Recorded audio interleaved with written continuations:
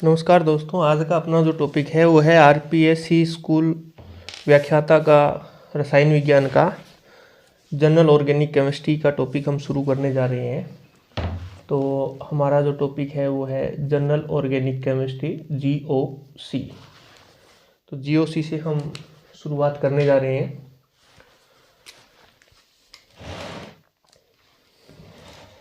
GOC में सबसे पहले हम बात करेंगे, अपना जो टॉपिक है वो है क्लासिफिकेशन ऑफ रिएजेंट्स। तो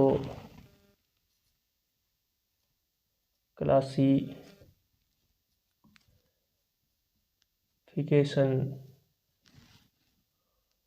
ऑफ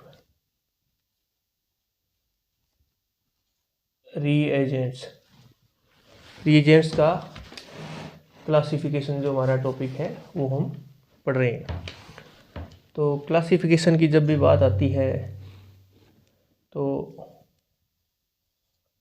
रीएजेंट को टू पार्ट्स में डिवाइड किया गया है। टू पार्ट्स में रीएजेंट को यहाँ पे डिवाइड किया गया है। तो सबसे पहले हम बात करें रीएजेंट की, तो एक तो इसमें आता है इलेक्ट्रोफाइल।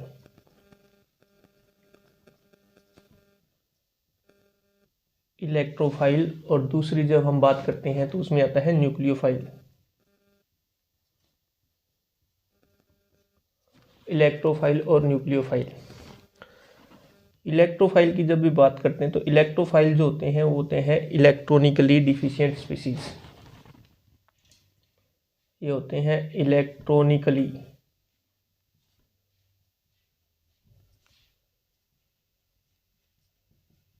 डिफिशिएंट स्पीसीज होते हैं ये।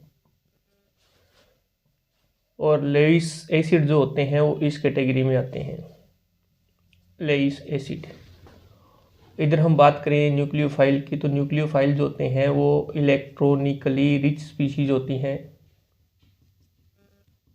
इलेक्ट्रॉनिकली रिच स्पीशीज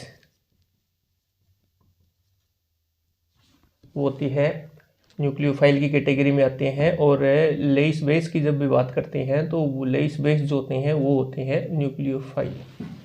न्यूक्लियोफाइल की तरह बिहेव करते हैं लेइस बेस। तो हम शुरुआत करने जा रहे हैं इलेक्ट्रोफाइल से।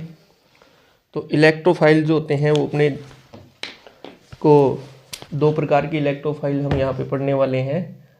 एक तो होते हैं electronically positively charge species, positively charge species. और दूसरी हम बात करते हैं न्यूट्रल स्पीशीज की।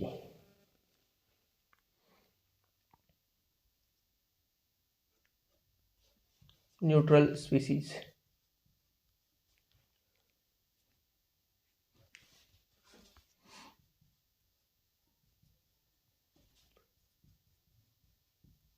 Neutral species.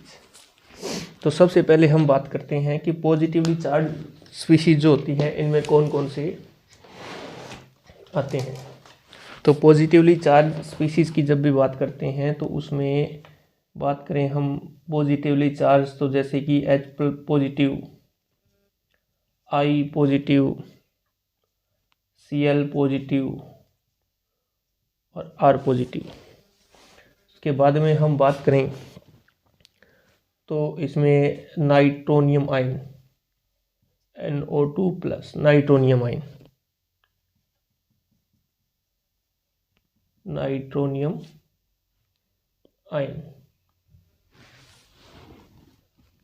उसके बाद में हम बात करें तो nitrosonium ion, NO plus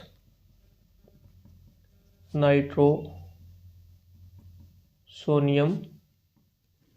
ion. उसके बाद में हम बात करें तो एसाइलियम आयन भी इसमें आता है, CH3 C++O और पॉजिटिव एसाइलियम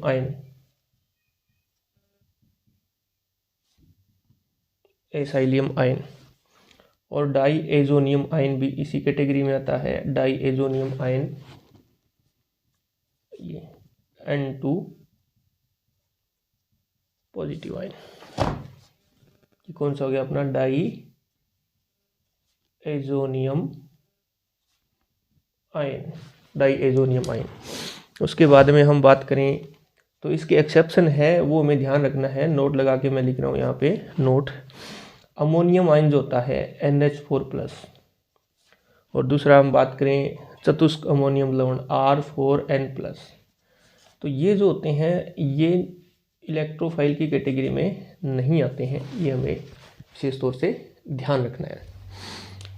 उसके बाद में हम बात करते हैं न्यूट्रल स्पीसीज।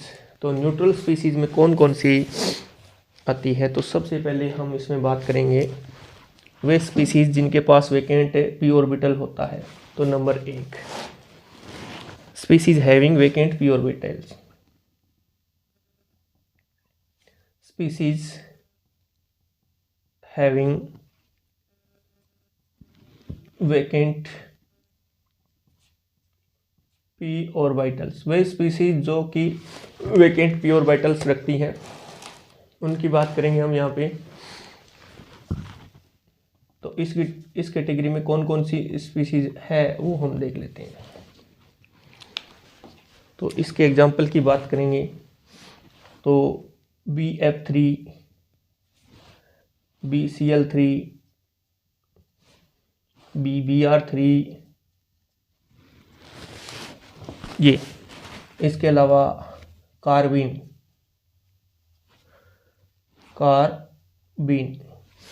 तो कार्बीन क्या होता है, ये कार्बीन है CCl2, CH2, और ये चीज CH।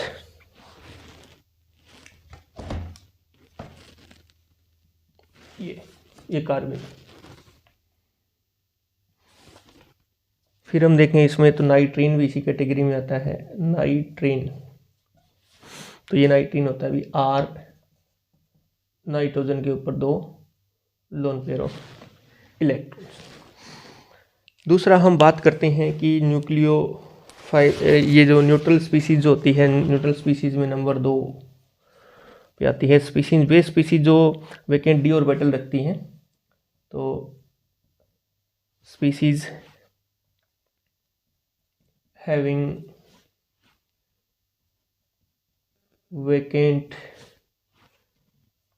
d ऑर्बिटल्स, जो वेकेंट d ऑर्बिटल्स रखती हैं वे स्पीसीज, उनकी ही भी बात करेंगे यहाँ पे हम। तो इसमें हम बात करें इसके एग्जांपल की तो FCl3, FCl2। तो इसके एग्जांपल की जब बात करेंगे तो FeCl3, FeCl2, ZnCl2, TiCl3, ये इस कैटेगरी में आते हैं। तीसरे हम बात करें